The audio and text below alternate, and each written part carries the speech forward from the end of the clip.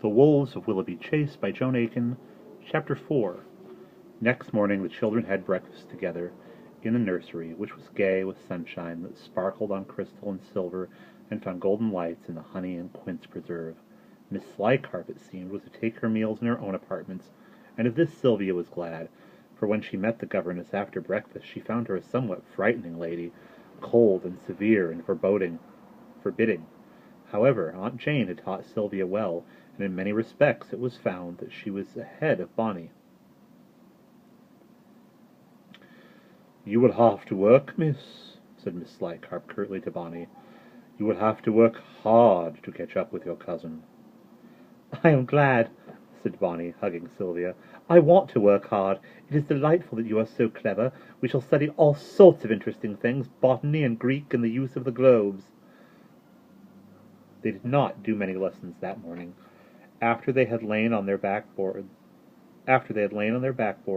while Miss Slycarp read them a short chapter of Egyptian history, they were dismissed to their own devices. Sir Willoughby and Lady Green would be departing at midday, and he wanted to instruct Miss Slycarp in various matters related to the running of the estate and household, of which she was to be in charge while he was away. "Let us go and see how poor Mr. Grimshaw is this morning," Bonnie proposed. "I am longing to take you to Mamma and Papa, but Miss Slycarp is with them now. We will wait until she comes back." They ran along the chamber where the unfortunate traveller had been placed, and found an elderly whiskered gentleman, Dr. Morn, in consultation with round, rosy Mrs. Shabunkin, the housekeeper. They curtsied to the doctor, who patted their heads absently.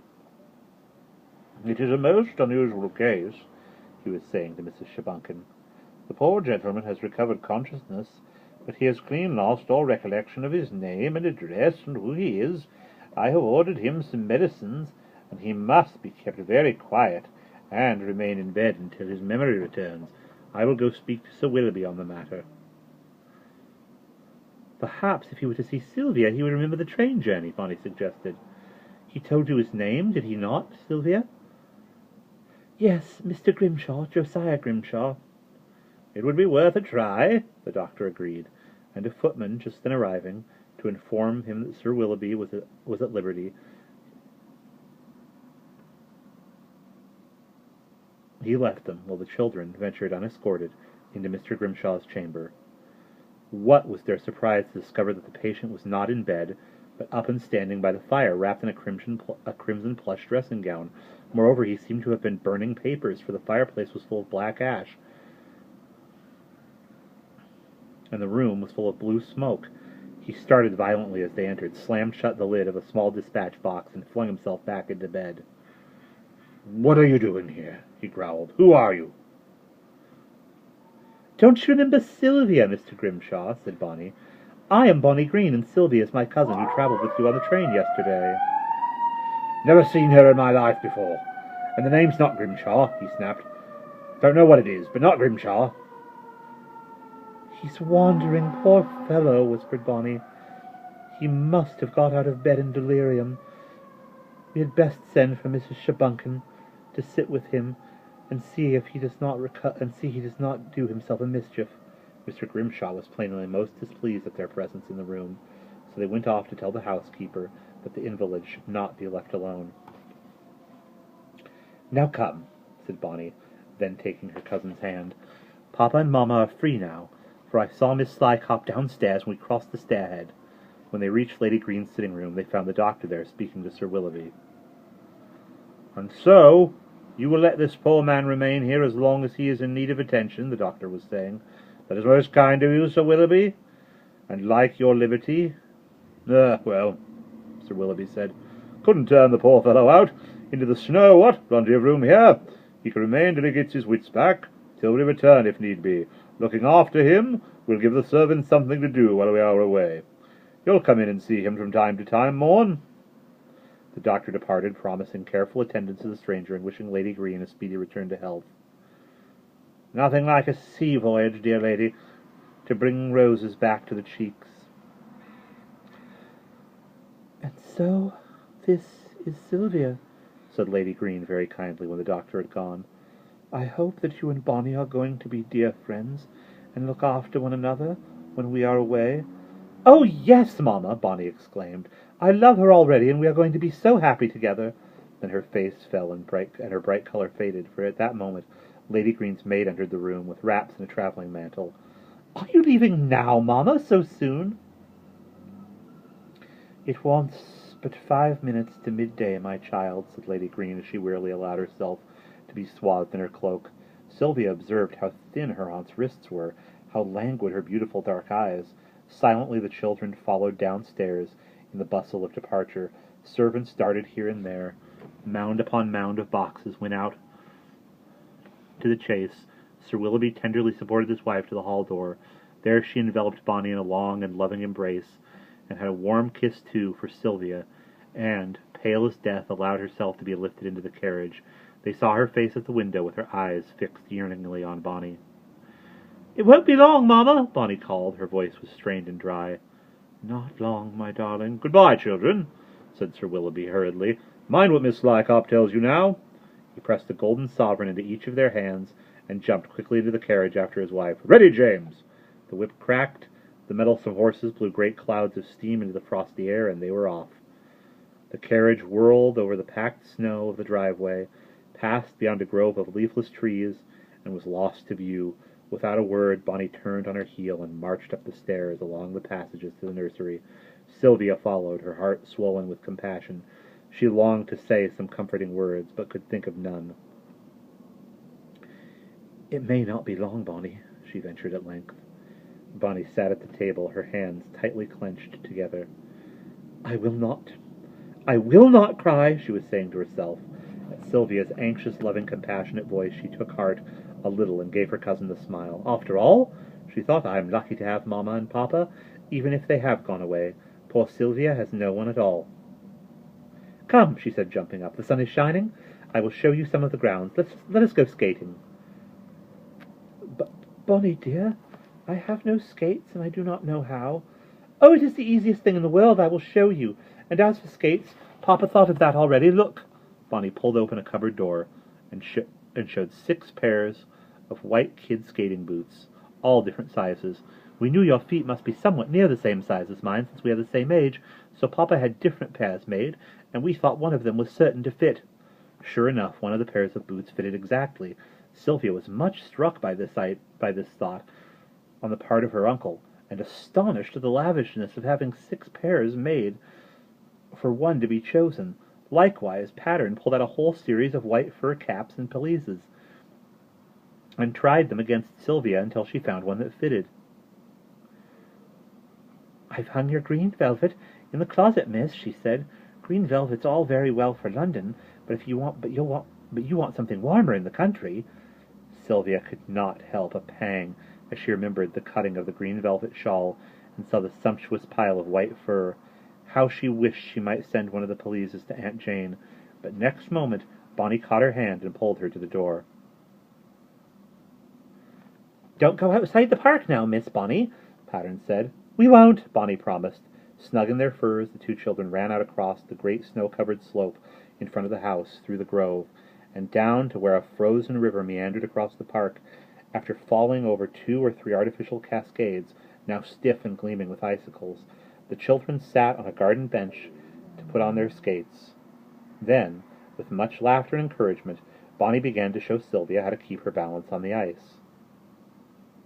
"Why, Sylvia, you might have been born to it. You are 1,000 times better than I was when I began." "Perhaps it is because Aunt Jane took such pains teaching me to curtsy and dance the gavotte, balancing Dr. Johnson's dictionary on my head," Sylvia suggested as she cautiously glided across the opposite snow-piled bank, and then hurriedly returned to the safety of Bonnie's helping hand. "Whatever the reason, it is perfectly splendid. We can go right down to the river at the end of the park. Much faster skating than we can walking. The wolves, you see, cannot catch us on the ice." "Is the river frozen all the way down?" "Yes, all the way to the sea. Oh, I can't wait for you to see this countryside in summer," Bonnie said as they skated carefully downstream. "The river is not nearly so full then. It is just a shallow, rocky stream, and we bathe and paddle, and the banks are covered with heather and rock rose. It is so pretty." Is it far to the sea? Oh, far, far. 50 miles. First you come to Blastburn, which is a hideous town, all coal pits and ugly mills. Papa goes there sometimes on business. And then at the sea itself there is Rivermouth, where Papa and Mamma will go to board their ship, the Thessaly. Bonnie sighed and skated a few yards in silence. Why! She exclaimed suddenly. Is that not Miss Slycop over there? It is not very safe to go walking so near the park's boundary. The wolves have more than once been known to get in. I wonder if she knows, or if we should warn her. Are you sure it is Miss Slycop? Said Sylvia, straining her eyes to study the grey figure walking beside a distant coppice. I think it is. Are you tired, Sylvia? Can you manage another half-mile? If we continue down the river, it will curve round and bring us near to her. I think we should remind her about the wolves. Sylvia protested that she was not at all tired, and she could easily skate for another hour, 2 hours if necessary, and increasing their speed, the children hastened on down the frozen stream. The bank soon hid Miss Slycop from their sight. It is very imprudent of her, Bonnie commented. I suppose coming from London she does not realize about the wolves. Sylvia secretly began to be a little anxious. They seemed to have come a very long way. The house was nearly out of sight across the rolling parkland, and when they rounded the curve of the river, they saw that Miss Slycop had cut across another ridge and was almost as far from them as ever. Sylvia's legs and back, unused to this form of exercise, began to feel tired and ache, but she valiantly strove to keep up with the sturdier Bonnie. Just round the next bend, Bonnie encouraged her, and then we must meet her. If not, I do not know what we can do. We shall have reached the park boundary, and moreover the river runs into the woods here, and the ice is treacherous and full of broken branches. They passed the bend and saw a figure, but not the figure they expected. A stout woman in a red velvet jacket was walking away from them briskly into the wood. She was not Miss Slycop, nor in the least like her. "It isn't she!" exclaimed Sylvia. At the sound of her voice, the woman swung round sharply, and seemed to give them an angry look. Then she hurried on into the wood and disappeared. A moment later they heard the sound of horses' hoofs rumbling in carriage wheels. How peculiar! Can we have been mistaken? But no, we could not have confused a grey dress with a red one, Sylvia said. Bonnie was frowning. I do not understand it. What can a strange woman in a carriage have been doing in our woods? The road runs through there, but it goes nowhere save the house. Perhaps when we get back we shall find her. Perhaps she is a neighbour come calling, Sylvia suggested. Bonnie shook her head. There are no neighbours. Then she seized Sylvia's arm. Look! There is Miss Slycop! Sure enough, the grey figure they had first observed was now to be seen, far away behind them, walking stiffly in the direction of the house.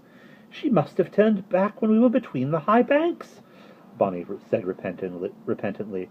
And I have brought you so far. Poor Sylvia, I am afraid that you are dreadfully tired. Nonsense, said Sylvia stoutly. We had to come, and I shall manage very well. But she really was well nigh exhausted, and could not help skating more slowly. Bonnie bit her lip and looked anxious. The sky was becoming overcast with the promise of more snow, and worse, it would not be long until dusk. I have done very wrong, Bonnie said remorsefully. I should have made you turn back and come on myself. I should not have let you... A sudden wind got up and sent loose snow from the banks in a scurry across the grey ice. 1 or 2 large flakes fell from the sky. Can you go a little faster? Bonnie could not conceal the anxiety in her tone. Try, Sylvia. Sylvia exerted herself valiantly, but she was really so tired that she could hardly force her limbs to obey her. I am so stupid, she said, half laughing, half crying. Suppose I sit here on the bank, Bonnie. Will you go home for assistance? Bonnie looked as if she were half considering this proposal when a low moaning sound rose in the distance, a sound familiar to Bonnie and since yesterday full of terrible significance for Sylvia. It was the far-off cry of wolves, and we will pause there.